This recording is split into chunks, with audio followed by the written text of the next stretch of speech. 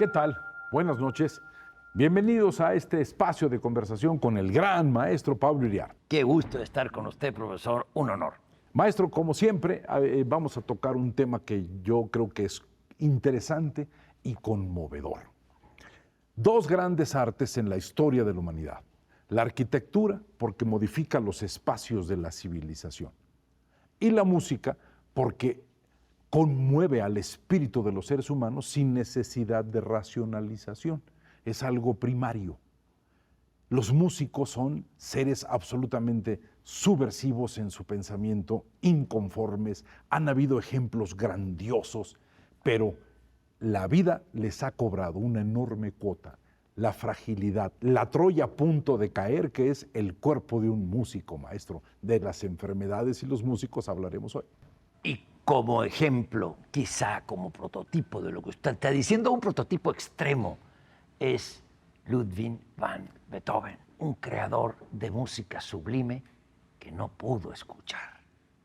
Él compuso la Novena Sinfonía 3 años antes de morir, murió a los 57 años, cuando ya estaba completamente sordo.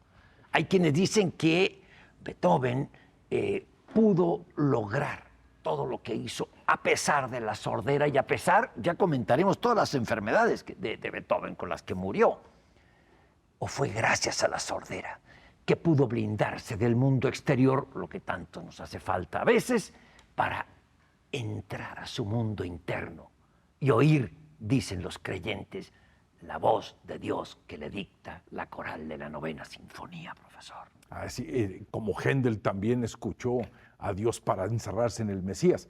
Hay una anécdota, o no sé, es un dato biográfico, que no es anécdota, de Emil Ludwig, que es un gran biógrafo de Beethoven, Emil Ludwig, y Emil Ludwig dice que cuando estrena la Novena Sinfonía, él le toca dirigirla.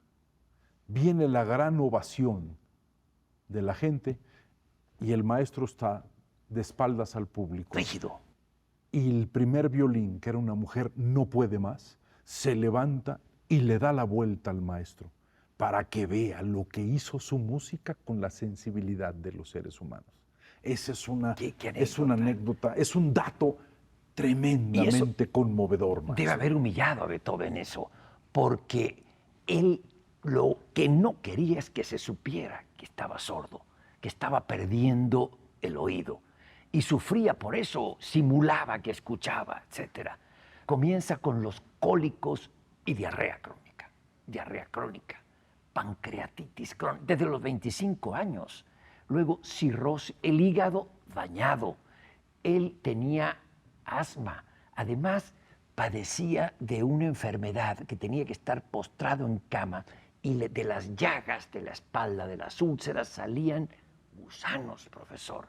Era un sufrimiento eterno. Usted dijo algo antes de empezar el programa, me dijo, Beethoven era una persona impreparada para vivir, pero que estaba hecho para la eternidad, para la inmortalidad. Me gustó mucho lo que usted dijo, eso sintetiza a Beethoven, que además era muy feo, feísimo. Chaparrón, feo, tosco. Chaparrón, tosco, nada que ver con su música, y se dice que era hijo legítimo del rey de Prusia. Que ese fue uno de sus mecenas, el que más o menos lo sostuvo. Oiga, maestro, también su capacidad revolucionaria, la dedicatoria de la Sinfonía número 3 a Napoleón Bonaparte. Claro, después la quita. Y que la quita diciéndole a quien pudo haber sido un gran ser humano. Quien pudo haber sido un gran ser humano, con una valentía y una notabilidad, y era grandioso, maestro, grandioso. Ahora pongo otro ejemplo. Un dato más, perdón. Sí, señor. ¿Sabe cuánto bebía Beethoven? No. De 1 a 3 litros de vino corriente al día. Hombre, maestro. Sí, murió de cirrosis hepática. Hombre, murió de cirrosis hepática. Bueno, con toda esa cauda de enfermedades, ¿quién no se va a beber 3 litros de vino diario? Y malo además. Pero en fin. Bueno, ya que nos volvimos a regresar a Beethoven, él creía mucho en el principio de la súplica y la resistencia que planteaban los filósofos románticos. A todo acto que hagas en la vida de suplicar para poder vivir la vida te va a cerrar la puerta, es la resistencia, la súplica contra la resistencia. Y él escribe una sinfonía por la cual le dicen que ya no escucha bien, que escribe feo, y no se dan cuenta que él está trabajando el principio de la súplica y la resistencia, que es la quinta sinfonía, que es la imagen de un hombre desesperado tocando a la puerta. Tan, tan, tan, tan. Sí.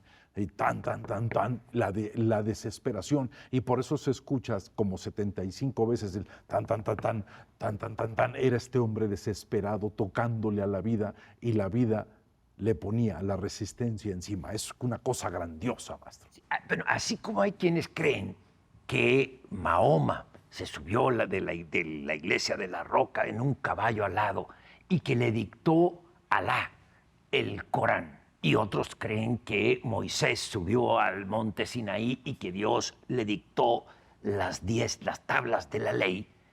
Pues yo creo que no es tan descabellado pensar, en términos literarios, en que Dios dejó sordo a Beethoven para que solo oyera su voz. Es que la novena sinfonía, la coral y Claro de Luna, y algunos salgan las sonatas para cuerdas, no, eso es sobrehumano. No, profesor. el concierto emperador, el número 5, es algo fuera de serie. Y el sexto, que es alegre, la novena sinfonía, y el concierto sexto y la sinfonía sexta. Y así es imposible hablar en poco tiempo del gran genio Beethoven, que fue revolución, que fue sensibilidad y siempre fue un hombre inconforme con el sistema, maestro. ¿Cuáles son sus grandes, además de Beethoven? El gran amigo de Schumann, Brahms, para mí me parece, el que pueda interpretar a Brahms estará interpretando a alguien mayor de edad, con gran sensibilidad. Un hombre, el bucéfalo, era un hombre verdaderamente notable. Otro grande, lástima de una vida muy peculiar, Wagner, porque tenía lo que se diagnostica como trastorno limítrofe de la personalidad. ¿Sí? O sea, era un hombre que todo el tiempo estaba en una manía absoluta, en una euforia absoluta. Son genios, profesor. Exactamente. Son genios. Y Wagner tenía ese trastorno de personalidad y por eso vivía, como usted alguna vez dijo hace mucho tiempo, en eterna deuda, metido en drogas. ¿Por qué? En drogas personales de dinero, sí. no en lo sí, otro. Sí, ¿Por qué? Porque siempre en los factores de manía, siempre estaba comprando, siempre estaba enloquecido, siempre no había un proceso de límite para sus cosas. Viviendo del suegro. Viviendo del gran Liszt, pero sobre todo lo que no podía es con la indignación, con la cólera crónica que traía adentro de su cuerpo, porque él inclusive no sabía quién era su padre. Si el famoso Wagner, su padre, o si un señor que se llamaba Ludwig Egger, que tenía antecedentes semíticos, y Wagner sufría mucho ante la posibilidad de tener orígenes semíticos, maestro. Profesor, pero lo interrumpí. Usted iba con Schumann. No, pero ya nos seguimos con Schumann. Schumann es la suavidad, la dulzura, la grandiosidad, pero la eterna tristeza, la melancolía, el ser humano, el herido ambulante que vive todo el tiempo entristecido, que tiene problemas de reconocimiento, que su mujer Clara Schumann, dicen que le escribió 3, 4 cosas que firmó él porque él tenía este maldito problema del reconocimiento que todavía le sigue pegando a muchas personas que ejercen el poder, maestro. ¿Cuál es el problema del reconocimiento que tenía? El sentir que si la vida no te aplaude y que no tienes el elogio como elemento básico de pan en la mesa, estás perdido, maestro. Nadie lo tiene de manera permanente. Los grandes genios, muchos murieron en la soledad, en el abandono.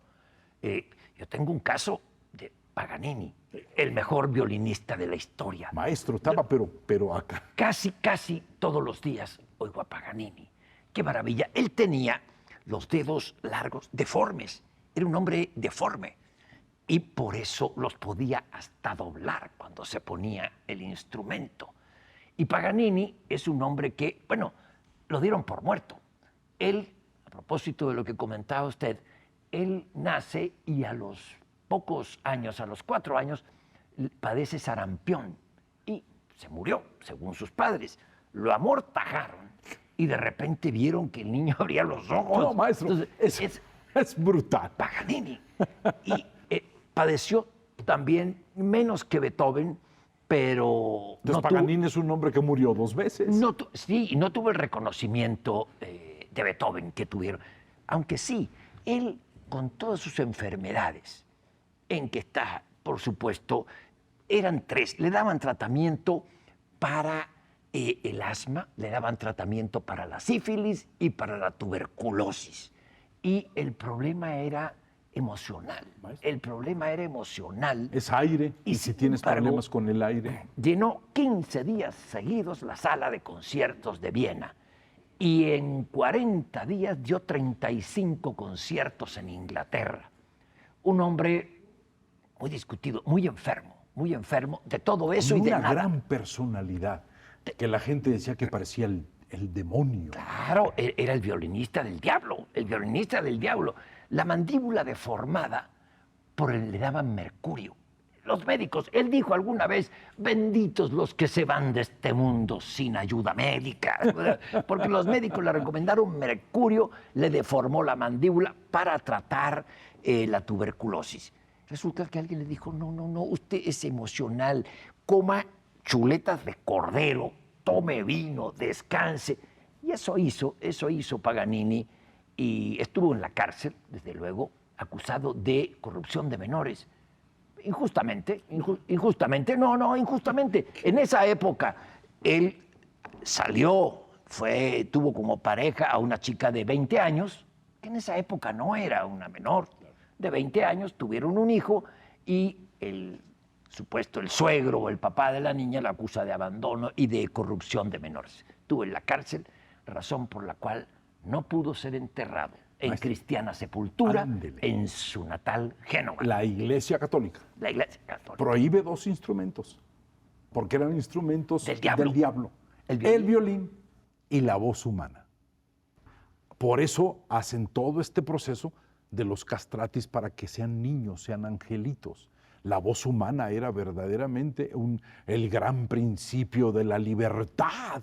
¿Qué hacen ahora las personas que están en el poder? Callan la voz humana, porque atrás de un sonido está esa gran palabra que se denomina libertad. Y una inspiración musical es un elogio de libertad, maestro, porque lo que sienten no lo pueden explicar.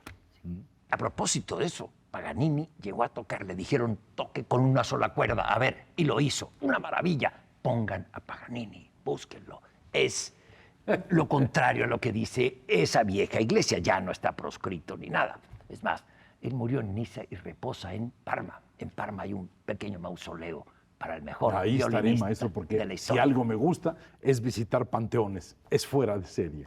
Maestro, 1000 gracias. Y solamente quiero decir, música es sinónimo de sensibilidad. La palabra es sinónimo de grandeza.